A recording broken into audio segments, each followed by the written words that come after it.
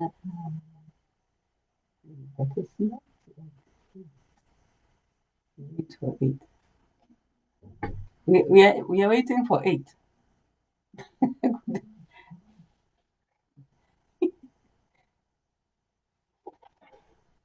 What is that for?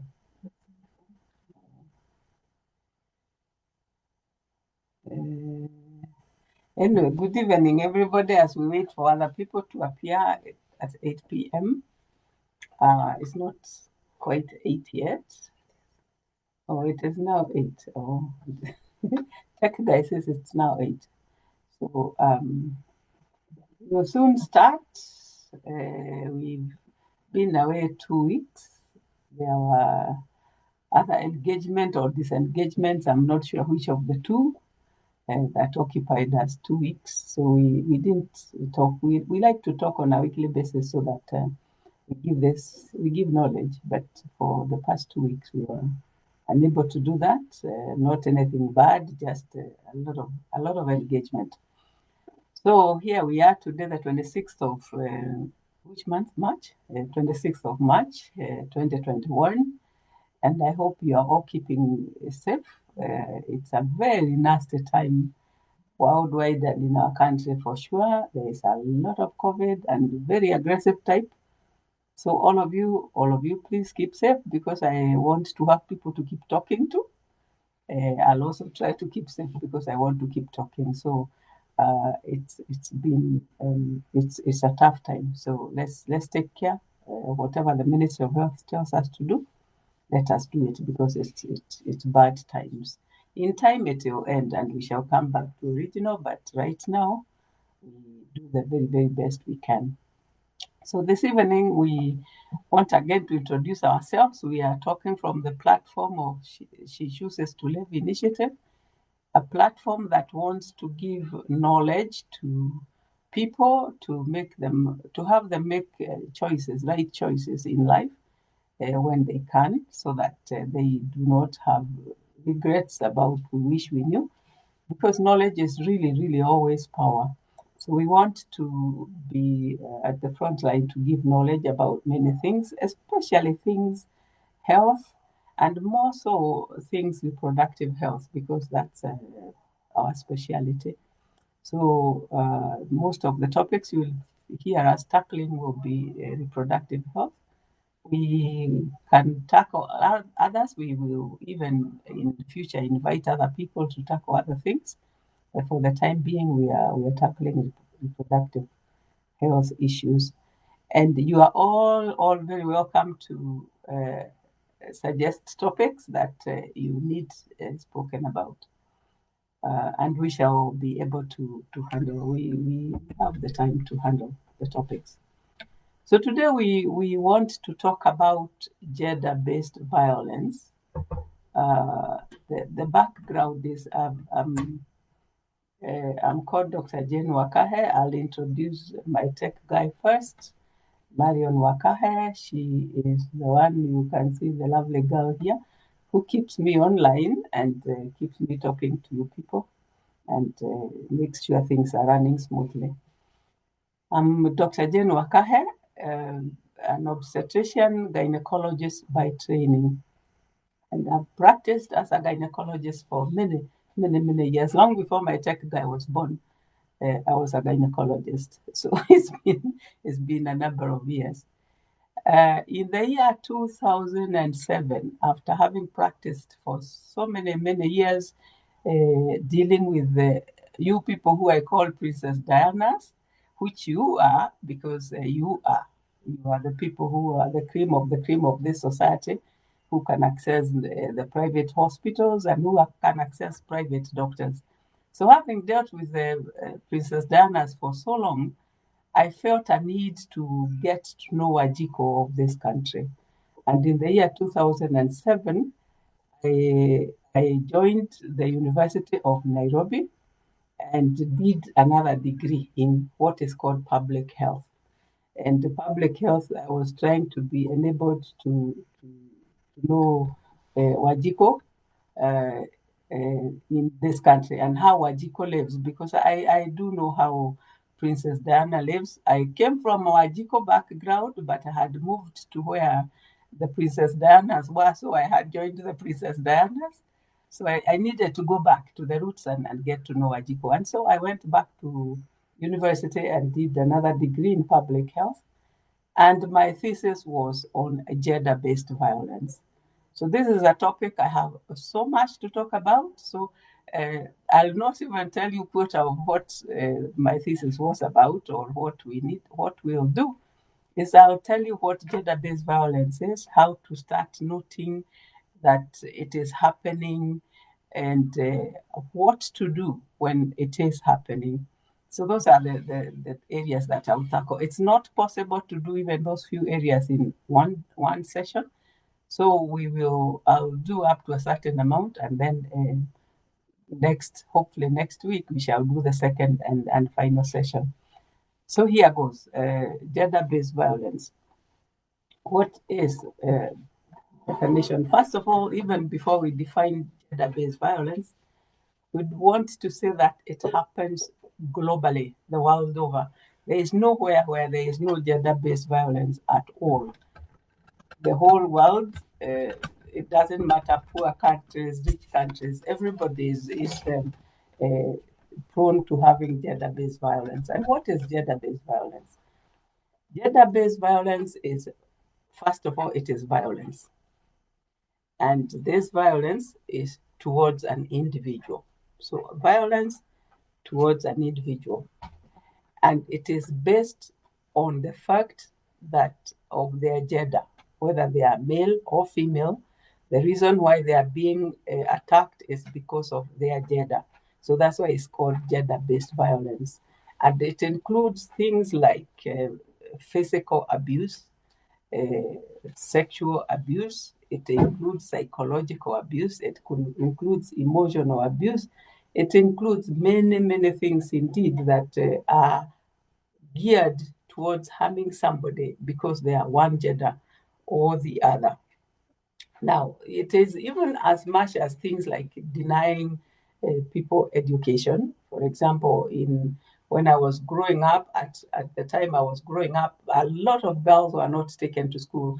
I'm one of the blessed few that my parents took to school.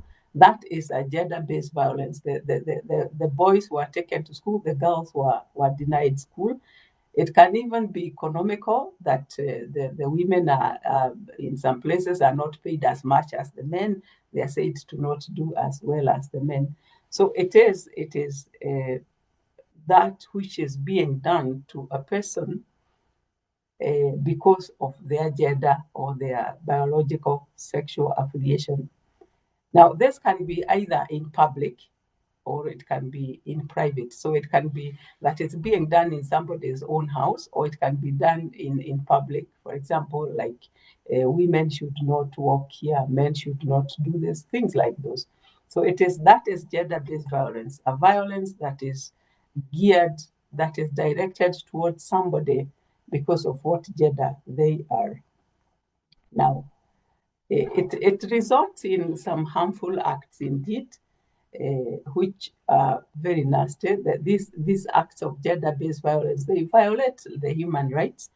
They may end up in life-threatening injuries and bruises, and they may end up in total psychological destruction of a person because of the gender-based violence. Now, so there are these harmful ones, that harmful situations, harmful times of life towards a person that affect their life, affect their liberty, affect their security. They keep them in fear. They are very anxious, and they limit their physical and mental ability to even think. Sometimes people who are really gender violated will not even clearly think for themselves. Now, there are many, many types of gender-based violence, and we will list just a few. We can even think of others. Like in countries like mine, where there is a lot of poverty in some areas. One of the commonest gender-based violence is early child marriage, having young girls married off so that they can be exchanged for food or sustenance of uh, because they are girls. They are married off because they are girls, and that's one of the commonest ways of gender-based violence.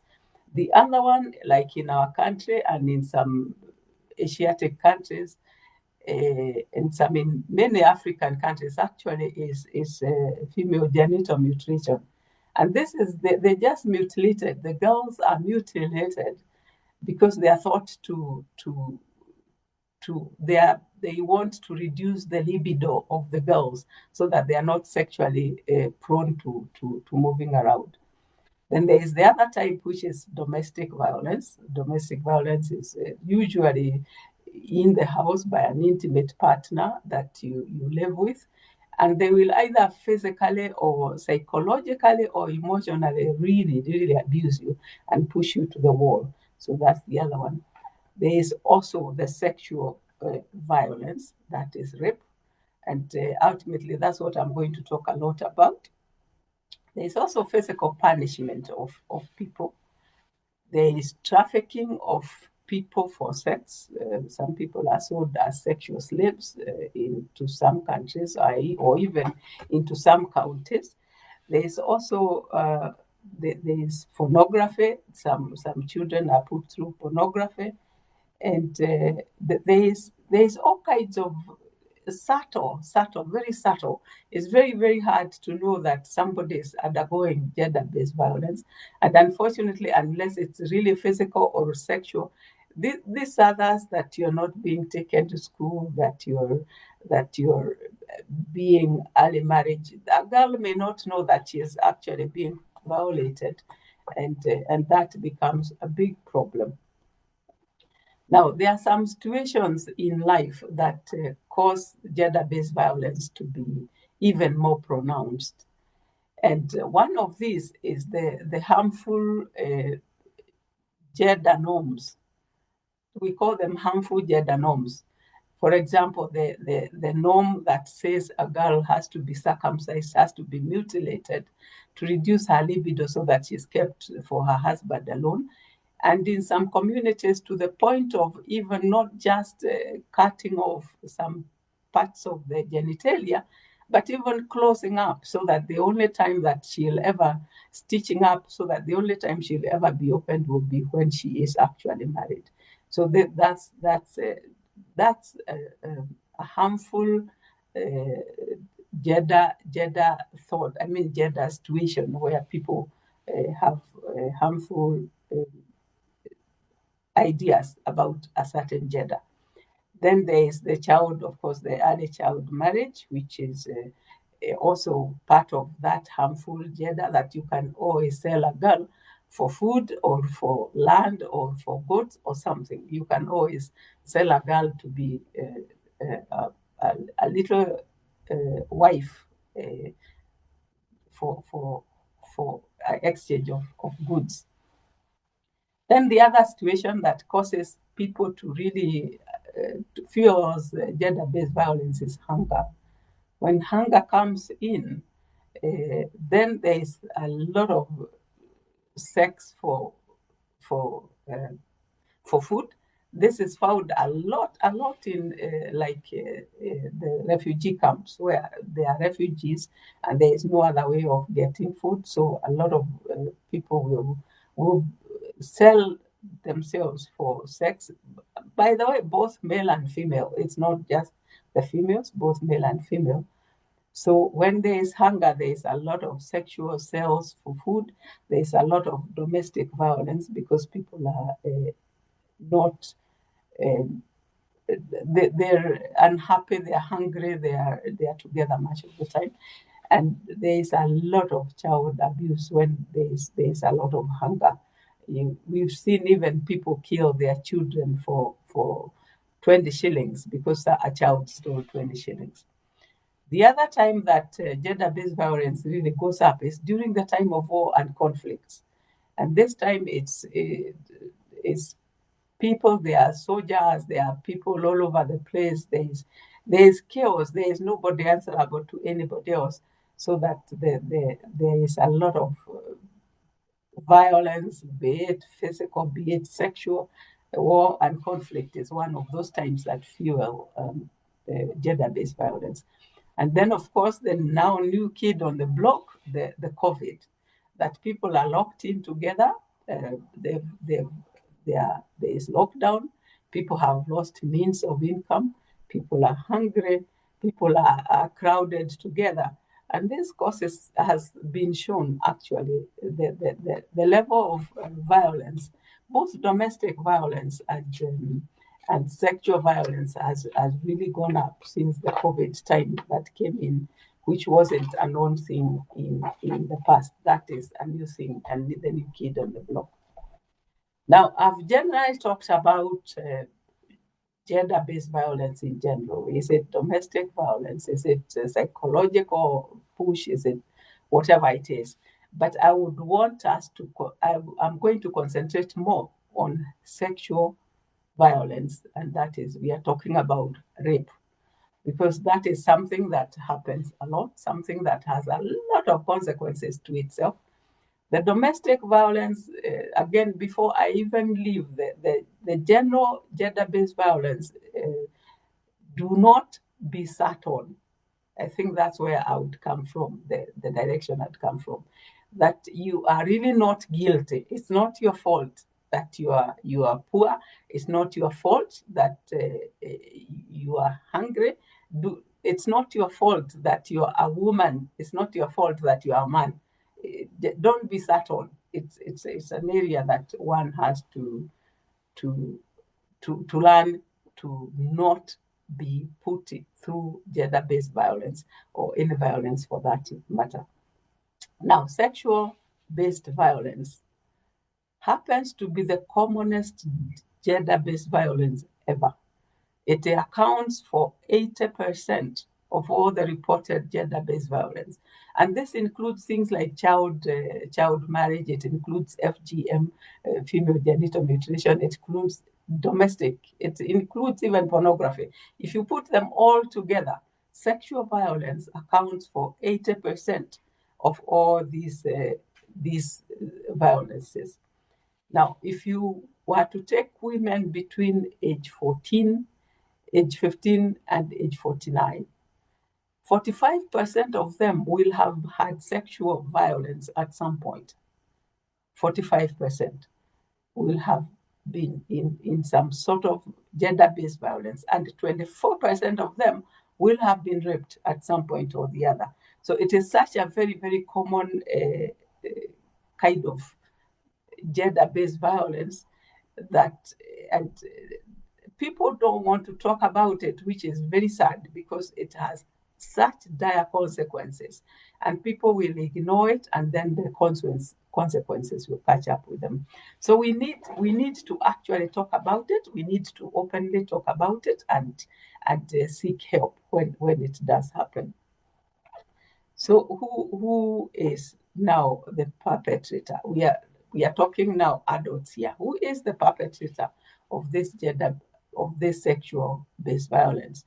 And the commonest, by the way, is a date. Somebody you are on a date with, somebody who is an acquaintance, somebody who is actually your friend, or an intimate partner. It's very hard to judge rape from an intimate partner. That is very difficult to judge. But some people are raped right in their own marriage beds. But that's very, very difficult to judge. But it is very rare, and that the person that is doing the rape is a stranger to the individual adult. So it is usually somebody that you know. Sometimes it is somebody of influence in life. For example, it can be a priest, or it can be a teacher, or it can be even a doctor indeed, or it can be the chief, or anybody who is of such authority in your life. Sometimes it is gang raped, which means that there are more than one person raping the person, which is very, very traumatic indeed. Of the people like dates or friends or associates, sometimes they use drugs to drag the person, be it male and female. By the way, both do get raped. Males get sodomized, women get raped. And sometimes they will use those drugs for two reasons. One, to make you, shall I say, malleable, easily manipulatable, and a little bit sedated. And secondly, to make you forget, a drug that will make you forget what happened. So you're not even able to remember and report what it is that happened to you. So both boys and girls, as you are on dates, beware that somebody a friend, a date, an acquaintance can sedate you and do sexual activities on you that you may not even, by the way, remember, because you will know physically that something was done, but you cannot even start to guess by who or when. Now, those are adults I've talked about, but I want to discuss two special groups of sexual abuse, some two very, very special groups. And the first group I want to discuss is children. Now, the child sexual abuse is very, very, I don't know what word to use, painful, very unfair, because the people who abuse children could also find adults to have sex with. But there are some people who will just want to abuse children and abuse them sexually. And when it is a child who is being abused, it is called defilement or molestation. Now, who is usually the perpetrator of this crime where a child is concerned? It's usually an adult or an older adolescent who wants to take advantage of the little child, be it male or be it female. We are talking now both here, male and female children, be it male, be it female, that they want to take advantage of, sexual advantage of, and really have this child.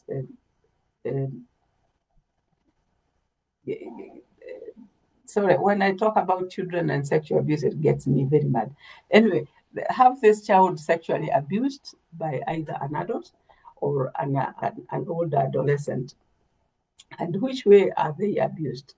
Now, there are ways. It can be actually sexual activity in the sense that the older adult can penetrate the vagina or the anus of the child, or it can be indecent exposure. The older adult or the older adolescents or the adult can expose their sexual organs for the joy of the children touching them and such things. It can be for pornography, that the child is being used for pornography. And just now to be alert, especially parents, there is a new one called grooming. And the grooming is where there are chat rooms in the internet where children are groomed sexually and you never know what is going on. So kindly be alert that there can be such things. So like I said, a child can be sexually assaulted, physical, can be put on pornography, can have indecent exposure by the adult, or they can be having grooming such things. There is a very sad thing that when the HIV first came, I think now it has gone a bit down. When HIV first landed, it was thought that if a man who has HIV sleeps with a virgin, has sex with a virgin, they will be cleansed of HIV. And that is something that was held for a long time. And a lot of girls were really raped because of to try to cleanse the HIV, and this especially uh, in especially happened a lot in South Africa, but it did happen here in Kenya also. It was happening. So child sexual abuse is again global. It's not just Kenyan. And we are talking about child abuse that in globally about almost 20% of all children will have been sexually assaulted. I mean, 20% of all girls will have been sexually assaulted, and about 7 to 8% of boys will have been sexually assaulted. And in fact, even in this country where people report uh, for gender-based violence, sexual violence, rape, then about 7% of those people who report are actually boys. So it's not that a boy is protected against sexual abuse. So parents beware. So where does this the sexual abuse in a child happen? Most of the time, it actually happens at home, right in the home. Most of the time, it can happen at school, or it can happen at work where there is child labor being floated as child labor. It can happen at place of work. The question is by who? Most of the time, 90% of the time, a child is assaulted either by a family member or a close relative or a friend to the family or, and mothers, please note, a caregiver, the caregiver for the child. So that 90% of all child sexual abuse, they are done by those people. Only about 10% will let be a stranger, and that is where a child maybe was loitering around somewhere alone, being found alone. So it is that it is something that happens at home, and people have to be very, very aware indeed. Now, the trouble about child sexual abuse is that it's not like a girl who will say, I was raped. It's not like an adult. This is something that goes on gradually and gradually. And I'm talking here boys, both girls and boys. It is something that goes gradually and gradually. The child molester takes little steps, gaining confidence in the child, gaining confidence until such a time as the perpetrator really has gained the confidence of the child and can go further. The child doesn't even know that anything bad is going on, that anything bad is being done. And it is very sad because it's subtle, it's subtle, it's subtle. The perpetrator keeps going on. So parents, you have to have a degree of suspicion that indeed, even at home, even where it looks very, very healthy, a child can be sexually abused. That parents and especially mothers, you have to be alert that that can be happening. Now, what are the signs that would alert you that a child is being sexually groomed or sexually abused? These are, of course, they could be others. They could be signs of other things, but these are some of the signs that will tell you and alert you to check out that your child is okay. One of the commonest, actually the commonest sign that happens is that a child starts acting sexual activities in public. You know, for them, there is nothing wrong. So whatever is being done to them is normal. So they will start acting those activities in public. And that is something that should really alert somebody that something might be going wrong, and it is time to start checking on what might be the problem. The other signs, which also come with many other things, not just sexual abuse, are things like depression. As a child who was very, very happy suddenly gets depressed. Some anxiety, very anxious children, They get into some eating disorders. They are always curled up, very poor self-esteem indeed. They may get sleep disturbances because of the nightmares.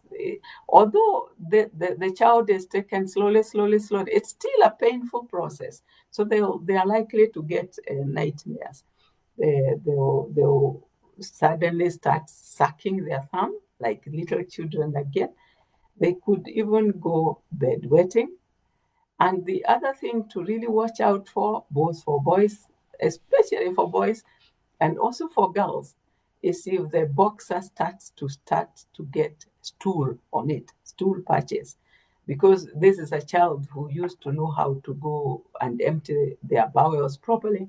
And then suddenly the boxer, the underwear is starting to get a bit of stool. Mothers, be suspicious when such things happen. When a child that you know changes, then you'll be suspicious. Now, those are the immediate ones. There are other long-term problems that happen in future. They're likely to become alcoholics. They're likely to be substance abusers. They're likely to go into crime. They're likely to go into suicide and a lot of depression. But those are a bit longer term. The immediate one is, first of all, like I said, acting sexual things, and then things like depression, anxiety, being unable to eat. So, having said that, now I'm talking to mothers. This is a statement to the mothers. Mothers, bathe your children.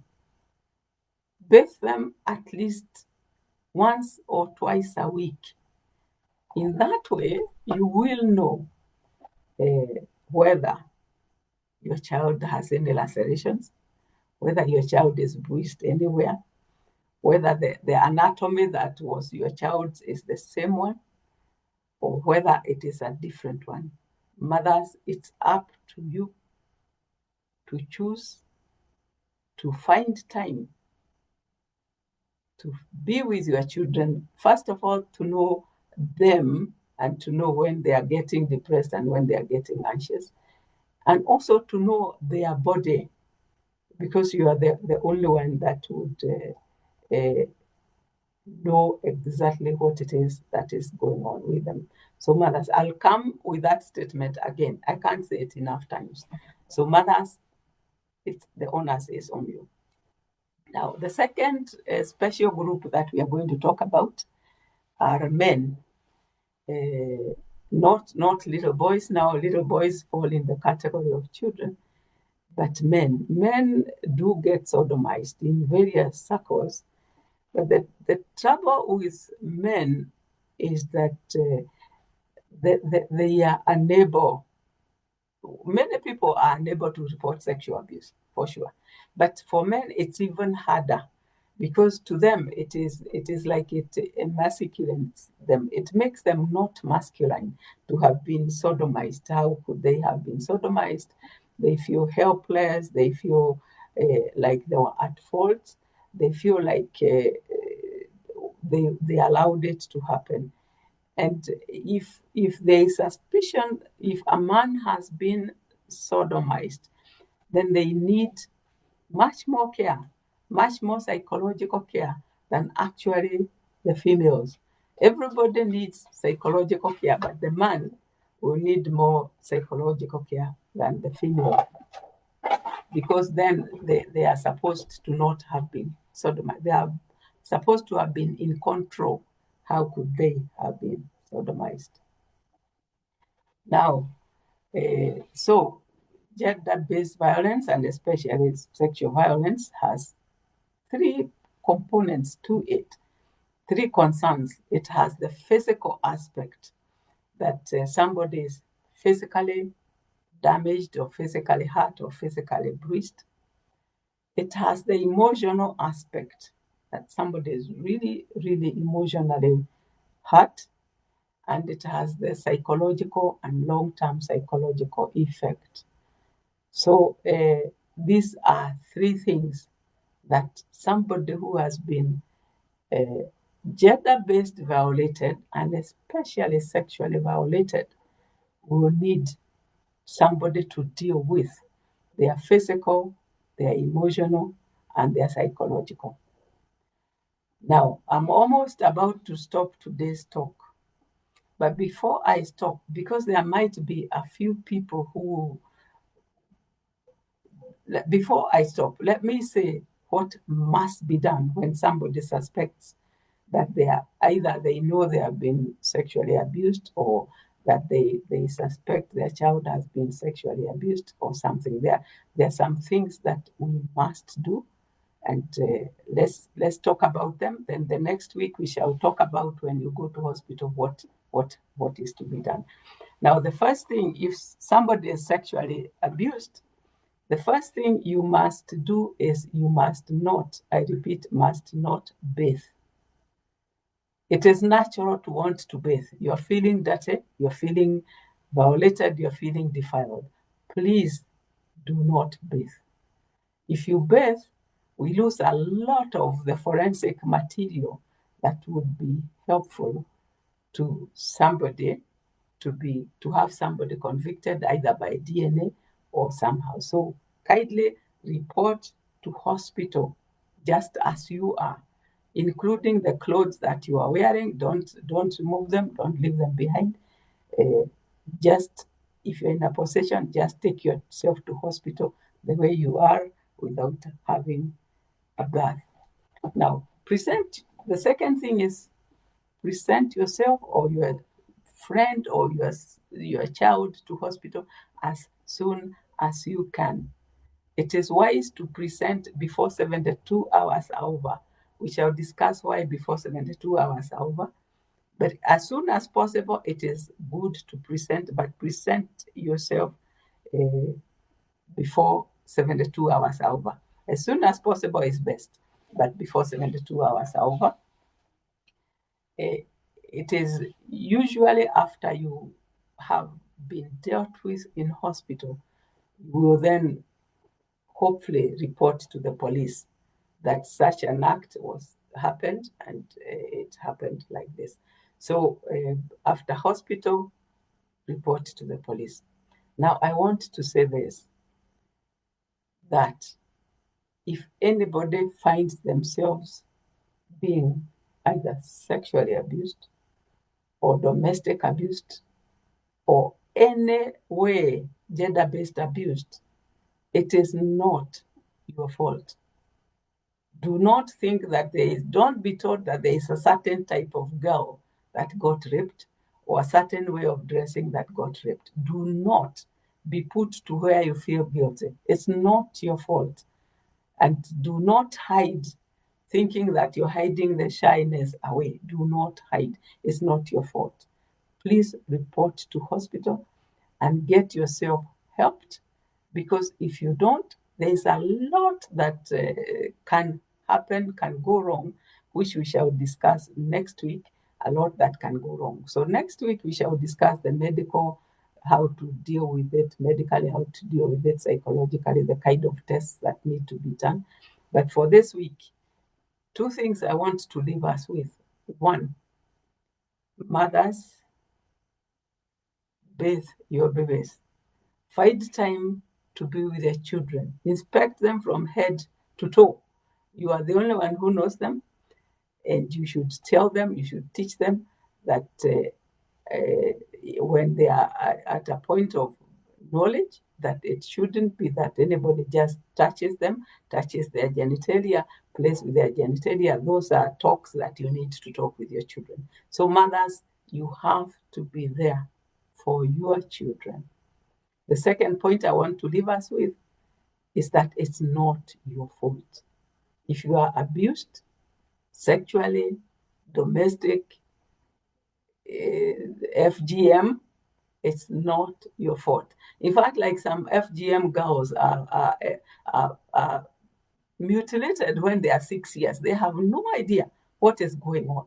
It's not your fault. So do not carry the burden of being assaulted and also the burden of guilt about something you didn't do. It is the fault of the perpetrator. It's the fault of the society. It is not your thoughts. So those are the 2 thoughts I want to leave us with. So next week, about the same time, you can raise all kinds of questions about the same topic. Next week, we shall continue with the specifics of what we expect to be done when you get into hospital, and why I'm saying that you have to report within 72 hours of the time. Aye. Tech guy. Now I'll call my tech guy and we look at any questions that may have been asked. Questions are welcome.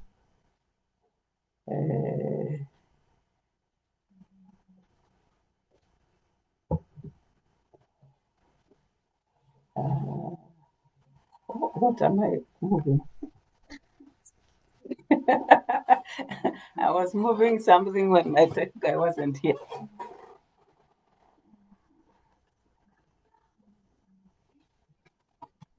So it's that side. Are there any questions?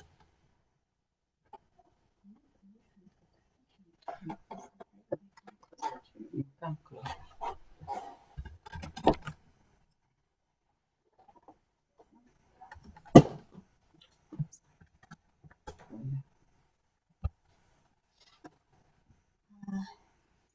This one's saying hello, doc. Pleased to see you guys.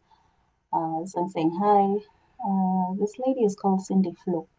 Okay. She says, hi, my auntie had cervical cancer stage 2 and was treated last year. No, I think she says, but she meant to say, but from yesterday, she's experiencing watery discharge as a drop. Okay, let's reread that question. Hi doctor, my auntie had cervical cancer stage 2 and was treated last year, but from yesterday she's experiencing watery discharge but as a drop, and only in the morning. What could be the problem? Thank you. It depends on what was done, what treatment was given to her. She needs to go back and get checked inside and see whether it is the cancer still there. It could also just be an infection, like a fungal infection. So it may not be anything very serious, but she needs to have it checked to see if it is still cancer. Stage 2, if it was, I don't know whether she was done surgery. Up to stage 2A, we do surgery. If it's beyond stage 2A, we do other therapies. So sometimes it doesn't quite end. So she needs to be rechecked again and found whether it's just an infection or whether it is the cancer that is coming back. Or rather, the cancer not coming back, that is growing again. Saying hi, a lot of hi. Hi, we missed you. So this lady is called Celine Carrier. I have suggested several topics which you tackled well. I have a better understanding of my reproductive health, and on behalf of all of us who follow the live, thank you for sharing your knowledge. It is said, fortune favors the bold. As Easter approaches, in that spirit, it would be such a big blessing to me if I got a gift of a fertility assessment by you. Come next week. Yeah, before Easter. Yes, before Easter. I work between 10. Is it 10 or 10:30? Anyway, between 10 and sometimes 2, sometimes 3. But you need to make a booking, and you come. We see. You're welcome. No, she said, we have not because we ask not. So she's asked. Yeah. So now I hope she comes. Yeah, come. Come. I think that's it. No other questions. Okay. Yeah, no other questions. Okay. I hope I pushed you mothers enough. You can never push a mother enough. That's why you are a mother. I expect to hear that you have inspected your children and that you know exactly what they look like, and to also not just little children, even teenage girls, especially teenage girls, teenage boys, make friends with them so that if anything is going wrong, the first person they will tell is mom. Just be friends with your children. I think that's the best advice I can give mothers. Befriend your children, and especially girls who are in the teenage age, then they can be very difficult. But remember, you are the adult. It is up to you to befriend them and to find ways to befriend them. So we can say bye bye. Okay. Bye bye. We'll hopefully see each other next week, God willing. And we shall tackle the rest of it. It's a very scary topic. It's too long. I hope I've touched enough to make people alert. Oh, yeah. I wanted to say that you Princess Dianas are listening to me. But this is more aggressive where Wajiko is. Can we find a way of making Wajiko know, giving Wajiko knowledge? Give suggestions of how we can make Wajiko know. Because yes, I have no problem giving this knowledge to you, Princess Dianas. But how about Wajiko? That's my question. So anybody with suggestions, suggest them. So bye-bye. We'll see each other next week, God willing. And stay safe. It is a tough time. Stay safe. All right.